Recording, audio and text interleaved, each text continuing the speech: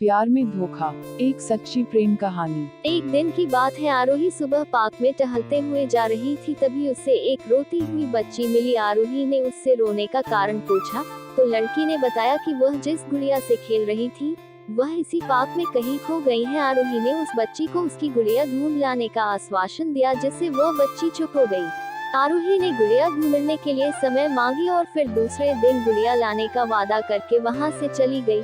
पर गुड़िया ना तो आरोही को मिली और ना ही उस बच्ची को। आरोही ने गुड़िया की तरफ से एक काल्पनिक पत्र उस बच्ची को लिखी और जब वह बच्ची पार्क में गुड़िया पाने की आशा में आई तो आरोही ने वह पत्र उस बच्ची को पढ़कर सुनाया। पत्र इस प्रकार था, कृपया रोना मत, मैं समय समय पर उस गुड़िया के बारे में तुम्हें लिखती रहूंगी, बस तुम रोना मत। अब आरोही रोज उस खोई हुई गुड़िया की तरफ से काल्पनिक पत्र लिखने लगी और लगभग रोज ही उस बच्ची को पढ़कर सुनाती, जो कि यात्रा का काल्पनिक वर्णन हुआ करता था। आरोही ने इस काल्पनिक लेकिन रोचक वर्णन में उस बच्ची को रोने नहीं दिया। वह खुशी खुशी अपनी गुड़िया की घुमक्कड़ी के किस्से सुनाने लगी। अब वह खुश रहने लगी। एक दिन जब काफी कहानियां हो गई तो आरोही ने एक दूसरी गुड़िया उस बच्ची को लाकर दी। जाहिर है वह गुड़िया बदली हुई थी। उस बच्ची को अपनी खोई हुई पुरानी गुड़िया जैसे नहीं लगी तो वह आरोही की ओर देखने लगी। आरोही अनजान बनते हुए गुड़िया में चिपकी एक चिट को निकाल कर पढ़ने लगी। उसमें लिखा हुआ था, यह मैं ही हूँ, तुम्हारी वाली गुड़िया जो पार्क में खो गई थी। दुनिया भर की लंबी यात्रा की वजह से मैं थोड़ी बदल गई हूँ।